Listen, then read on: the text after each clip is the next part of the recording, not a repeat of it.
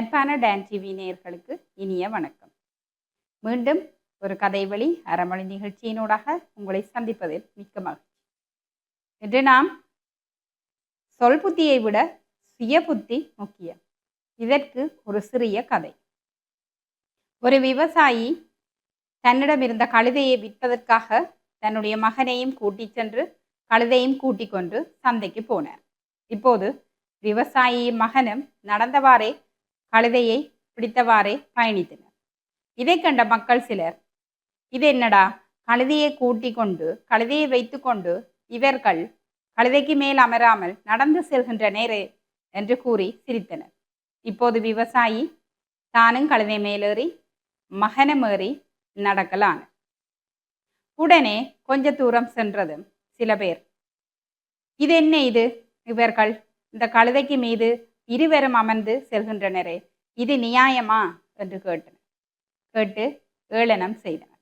உடனே தந்தை தான் இறங்கியவாறு கழுதை மீது மகனை மட்டும் ஏற்றிவிட்டு பயணத்தை தொடர்ந்தார். சற்று தூரம் சென்ற பின்னர் சில பேர் நின்று, என்ன இது அறிவு, இந்த சிறு பையன் இந்த வயதானவரை நடக்க விட்டுவிட்டு தான் மட்டும் கழுதை மீது அமர்ந்து செல்கின்றானர், இது என்ன நியாயம் என்று பேசிக்கொண்டனர். உடனே மகன் கீழே இறங்கி தந்தையை கழுதை மேல் ஏற்றிவிட்டார். இப்போது தந்தை கழுதைக்கு மேல் நடந்து சென்றார். மீண்டும் சிறிது தூரம் சென்ற பின்னர் சில பேர், இது என்ன இது, இந்த பெரியவர் கழுதை மீது அமர்ந்து செல்கின்றாரே, கழுதைக்கு நோகப் போகின்றது, கழுதை பாவம் என திட்டினர்.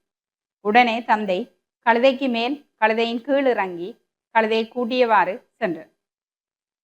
சிறிது தூரம் சென்ற பின்பு சில பேர் பார்த்து, இந்த கழுதையை இவ்வாறு நடக்க வைக்கின்றனரே, பாவம், சரியான வெயில், கழுதை களைத்து போகும் என்று கூறினர். இப்போது தந்தையும் மகனும் சேர்ந்து கழுதையை ஒரு மரத்தடியில் கொழுவி தூக்கி சுமந்தவாறு சென்றனர். அவ்வாறு சுமந்து செல்லும் போது ஒரு பாலம் ஒன்று குறுக்கிட்டது. பாலத்தின் வழியாக அவர்கள் கழுதையை சுமந்தவாறு சென்றனர்.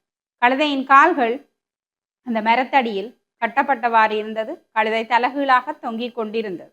இவர்கள் இவ்வாறு வருவதை கண்டு பாலத்துக்கு அருகில் இருந்த சிறுவர்கள் கைதட்டி கும்மாளமிட்டு சிரித்தனர்.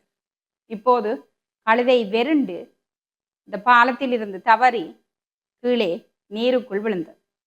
நீருக்குள் விழுந்த கழுதையால் எழும்பி எத்தனித்து ஓட முடியவில்லை, ஏனென்றால் கழுதையின் கால்கள் கட்டப்பட்டு இருந்தது. இப்போது இந்த விவசாயிக்கு மிகுந்த நஷ்டம். கழுதையை விற்பதற்காக சந்தைக்கு கொண்டு சென்றார். ஆனால் வழி முழுவதும் யார் யாரோ சொல்லும் பேச்சை கேட்டு முடிவெடுத்தமையால் இப்போது கழுதையை இழக்க நேரிட்டது. அதனை எண்ணி மிகவும் மனம் வருந்தினார். எப்போதும் சொல் புத்தியை விட சுய புத்தி முக்கியம்.